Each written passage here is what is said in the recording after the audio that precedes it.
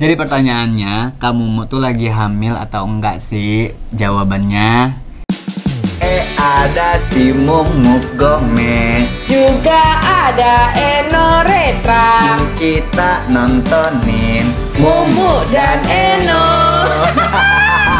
Stand by camera rolling and action. Hai, kembali lagi bersama kita di Mumuk dan Eno. Jadi hari ini kita mau menjawab pertanyaan yang banyak ditanyakan oleh netizen. Banyak pertanyaan, kamu mau hamil ya, kamu mau lagi isi ya, itu banyak banget nih. Lihat deh, pertanyaan ini banyak banget. Nah, hari ini kita mau menjawab pertanyaan itu. Sebelumnya aku mau disclaimer ya. Sebenarnya aku tuh bukan tipikal orang yang suka menceritakan kehidupan pribadi, terutama kayak masalah badan aku gitu, kayak aku hamil atau enggak. Terus juga kayak misalkan, ya pokoknya aku kurang suka aja sebenarnya menceritakan hal pribadi. Tapi semoga apa yang ingin aku ceritakan ini bisa menjadi apa ya, insight buat teman-teman, terutama yang perempuan di luar sana yang mungkin yang sedang berjuang juga, terus sama kondisinya sama kayak aku juga. Kalian gak sendiri, kita sama-sama bisa berjuang melewati ini semua. Jadi aku juga nggak pengen ngebawa vibes ini tuh sedih atau gimana, karena ya ini bukan suatu hal kesedihan gitu. Jadi kayak ya biasa aja gitu. Jadi pertanyaannya, kamu tuh lagi hamil atau enggak sih? Jawabannya iya. Sempat hamil.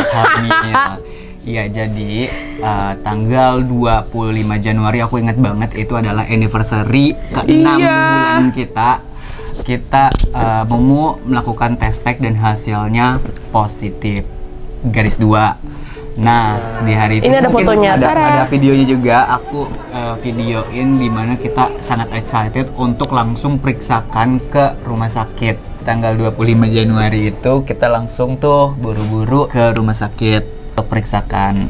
Ya udah ada nih videonya. Terus ya udah, ya alhamdulillah seneng kita keep berdua sampai memang keluarga. Ya, dan keluarga kita bertekad untuk tidak share sampai waktu ya mungkin 3 bulan ke depan lah gitu, sampai ditiupkannya ruh gitu kan. Namun setelah pas usia 6 minggu ya mungkin takdir Allah juga, jadi aku keguguran gitu guys. Jadi, awalnya itu cuma kayak flek-flek coklat gitu, mungkin buat yang pernah hamil atau mungkin yang buat pernah keguguran nih sama lah ya. Jadi awalnya itu flek-flek coklat. Aku tuh itu udah khawatir banget. Aku coba nanya temen aku yang udah pernah hamil gitu, itu sahabat-sahabat aku. Terus katanya itu normal kok, normal karena kan itu bisa jadi kayak apa sih, aku lupa deh namanya. Kayak jadi tuh itu nempel gitu loh ke rahimnya, jadi kayak ada pendarahan dikit gitu. Biasalah katanya kayak gitu. Ya udah, aku udah mulai nggak panik dong. Nah terus 4 hari tuh lama-lama fleknya itu jadi darah, yang tadinya cuma coklat terus tiba-tiba jadi darah. Ya, kita langsung lah periksakan ke rumah sakit lagi. Gitu. Nah, kita dikasih obat penguat segala macam. Ya kita udah dikasih obat penguatnya, ya qadarullah ya. Siangnya kita ke dokter, kita dikasih obat penguat. Malamnya aku konsumsi. Aku konsumsi berarti obatnya itu udah mulai vaginal gitu loh. Jadi udah aku taruh situ. Nah, udah dikasih obat itu ternyata malah lebih parah lagi pendarahannya. Jadi udah semakin banyak kontraksi, udah makin sakit banget perut aku. Ya udah, malam minggunya itu minggu malamnya udah kayak hampir keluar semua. Dan akhirnya pas minggunya kita balik lagi ke dokter, dan pas dicek lagi udah nggak ada, udah bersih. Udah bersih ternyata. Seperti itulah kejadiannya. Jadi ya mau hamil ya sempat hamil dan keguguran. Kita sudah melewati masa-masa cukup sedih lah itulah ya untuk Momo sama kita. Ini adalah kandungan pertama kita, kehamilan pertama kita. Cukup terpukul lah ya, dan kita beranikan diri akhirnya ini share gitu ke teman-teman, karena banyak banget yang nanya. Jadi ya biar nggak ada pertanyaan-pertanyaan lagi dan spekulasi lagi, ya kita share. Dan alhamdulillah juga pada hari ini juga kita ngecek kesuburan ya, di Bocah Indonesia. Sebenarnya ini harusnya dilakuin sebelum nikah ya, yang ini lebih bagus banget kita. Harusnya banget, karena buat teman-teman yang mau nikah mungkin, apalagi yang udah ada pasangan dan udah memutuskan mau nikah, kenapa ini harusnya dilakukan sebelum nikah? Biar sama-sama tahu kondisi masing-masing pasangan gitu. Ini bukan suatu hal yang memalukan atau bukan, kok ragu sih sama pasangannya? Oh enggak, justru kalau kalian tahu nih kondisi misalkan pasangan laki-lakinya, oh spermanya normal, sehat, sehat, jadi nggak perlu ada vitamin, nggak perlu ada apa, ya udah it's good gitu. Pun dengan perempuannya, aman nih kandungannya, nggak ada kanker, nggak ada omium, nggak ada kista gitu-gitu. Jadi oke nih, udah siap untuk hamil. Kalau emang teman-teman yang mau nikah siap langsung untuk hamil, mungkin kalau nggak langsung hamil ya nggak apa-apa, nggak perlu gitu. Tapi untuk cek kesuburan ini biar sama-sama tahu aja gitu, sama kondisinya. Nah kalau udah tahu, jadi tahu deh, jadi ya udah berarti kita bisa berhubungan normal gitu. Soalnya kalau misalkan di salah satu kondisi pasangannya ada yang kurang normal ya kondisinya, maksudnya harus ada vitaminnya, harus ada terapinya. Nah itu tuh harus menjalani yang tadi aku bilang, ada terapi segala macamnya gitu, biar bisa mendapatkan kehamilan. Atau bahkan lebih parahnya lagi, kalau memang bener-bener nggak bisa banget nih setelah diusahakan, ya itu tadi masih ada bisa bayi tabung gitu-gitu, masih ada usaha yang lain gitu. Iya, aku juga pengen kasih tahu juga kenapa sih, pasti banyak yang nanya kenapa aku bisa keguguran gitu kan. Momok nggak kecapean, kalau kata dokter ya salah satunya memang sel telur atau spermanya itu ada yang kurang bagus. Mengasih tahu juga ya nggak selamanya keguguran itu adalah kecapean gitu, banyak gitu alasan-alasannya. Nah makanya kalau kata dokter kandungan kita kemarin, capek apapun ibunya, sebating tulang kerja, mau jungkir balik apapun, kalau kandungan kuat, dia akan tetap kuat. Nah mau setiduran apapun ibunya, mau seharian nggak ngapa-ngapain, istirahat nggak ngapa-ngapain, kalau kandungannya lemah ya akan tetap lemah dan akan tetap gugur kayak gitu sih. Jadi aku juga udah mulai pas flag itu aku udah mulai mengurangi kegiatan yang tadinya aku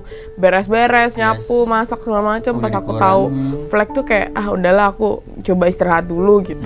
Udah ternyata ya memang udah harus keguguran, ya udah itu emang jalan Allah, ya Allahnya belum ngasih kita untuk kehamilan pertama, ya it's okay. Kita coba lagi. Dan di bulan April ini kita melakukan cek kesehatan rahimnya Mumu dan spermaku gitu, untuk penanganan yang lebih baik mungkin, atau aku ada kurang vitamin apa, Mumu kurang vitamin apa, jadi kita harus cek gitu di Bocah Indonesia.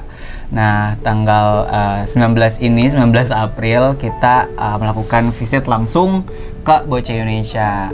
Jadi tanggal 19 kita kelihatan diletaknya ada di lantai 7 Rumah Sakit Primaya Tangerang.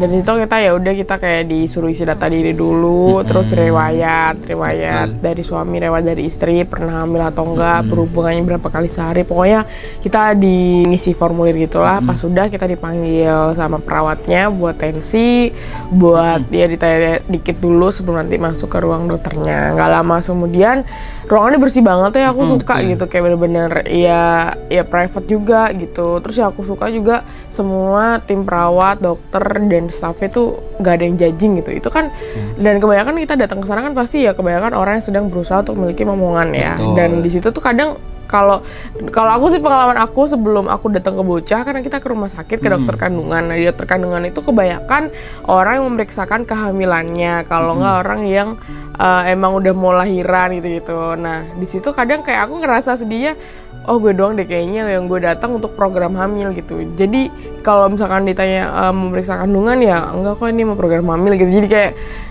kena ada judging itu ada gitu kadang kalau dokter kandungan. Tapi kalau di Bocah Indonesia itu benar-benar sama sekali nggak ada rasa intimidasi untuk hal itu. Bahkan di situ slogannya aja kayak berjuang bersama gitu. Jadi di situ seluruh semua staf dokter tuh bener-bener kayak ayo nggak usah langsung kerja sama aja gitu, nggak ada yang kayak ngeremehin apa-apa. Aku sukanya kayak gitu sih. Ya, lanjut setelah itu kita konsultasi dengan Dokter Thomas.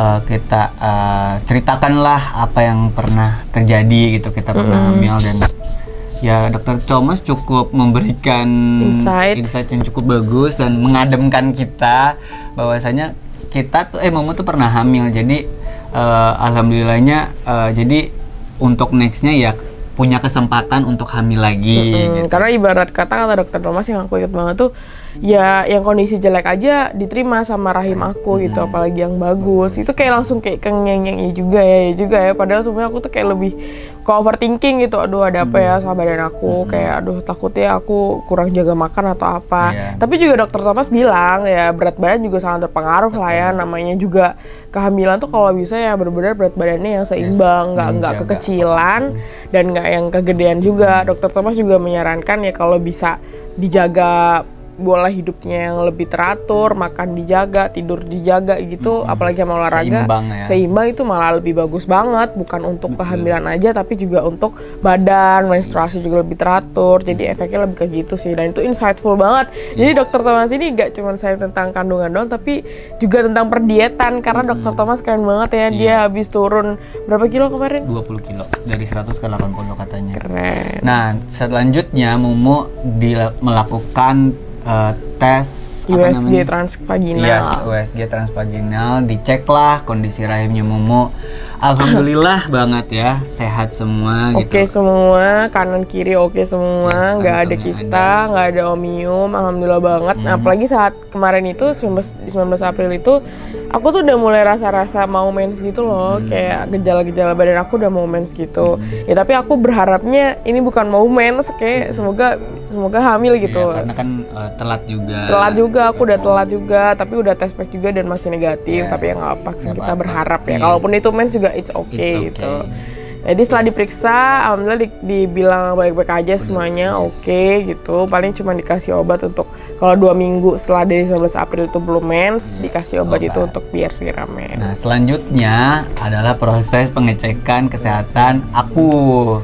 Nah, di situ kita masuk nih ke dalam ruangan khusus untuk mengeluarkan sperma. Jadi ada tempat khusus yang dimana di situ aku dikasih botol untuk wadah spermanya untuk dikeluarkan. Jadi di situ ada TV, bangku, dan ada foam yang untuk pengeluaran itu. Dan di situ aku melakukan ya itulah, nonton video, lanjut dikeluarkan. Masturbasi pokoknya. Masturbasi.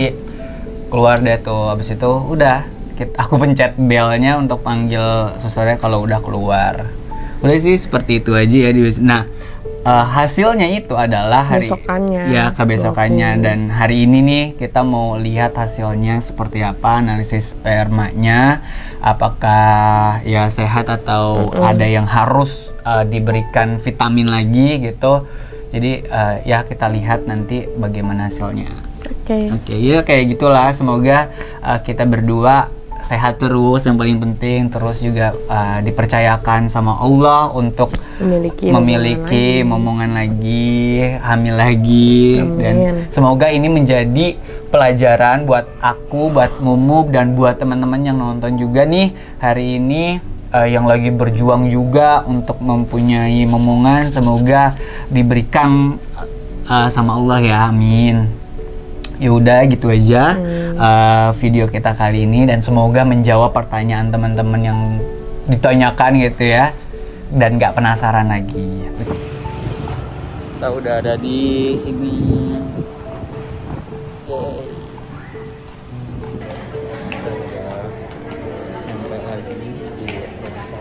Jadi kita balik lagi ke Bocah Indonesia untuk hasil analisa sperma yang udah diperiksa. Jujur di perjalanan agak deg-degan dikit lah. Nah, kita udah di lantai 7 di Bocah Indonesia. Karena kita datangnya kecepatan, jadi kita agak nunggu dulu sebentar. Sambil nunggu kita isi form yang dikasih suster. Dan beginilah suasana ruangan tunggunya. Dan gak lama gue dipanggil untuk cek tensinya dulu. Dan gak lupa timbang berat badan dulu. Alhamdulillah berat badan masih stabil. Dan selanjutnya kita bergegas untuk konsultasi sama dokter Tiara. Nah, sebelum masuk ruangan seperti biasa kita harus ganti sendal dulu nih. Memang SOP-nya tuh bagus banget di sini ya. Nah, kita menuju ke ruangan dokter Tiara. Semakin deg-degan sama hasil dari analisa sperma gue. Oh iya, dokter Tiara ini adalah dokter spesialis andrologi. Itu adalah dokter khusus untuk mempelajari struktur serta fungsi sistem reproduksi pria. Nah, ini sesi konsultasinya sama dokter Tiara. Dan alhamdulillah hasilnya bagus. Jadi kita berdua dinyatakan sehat. Nah, kita disarankan untuk lebih sering lagi untuk melakukan berhubungan. Jadi tinggal menunggu waktu waktu yang tepat ya. Jujur lega banget setelah konsultasi dengan dokter Tiara. Dokternya bener-bener enak banget untuk konsultasi. Di sini kita banyak banget sharing tentang mitos dan fakta mengenai reproduksi. Jadi kalau ada pertanyaan yang mengganjal di pikiran, langsung aku tanyain dan mendapatkan jawaban yang super bagus banget dari dokter Tiara. Jadi karena kita berdua sehat, lebih disarankan untuk lebih sering-sering lagi untuk melakukan hubungan. Sekian video kita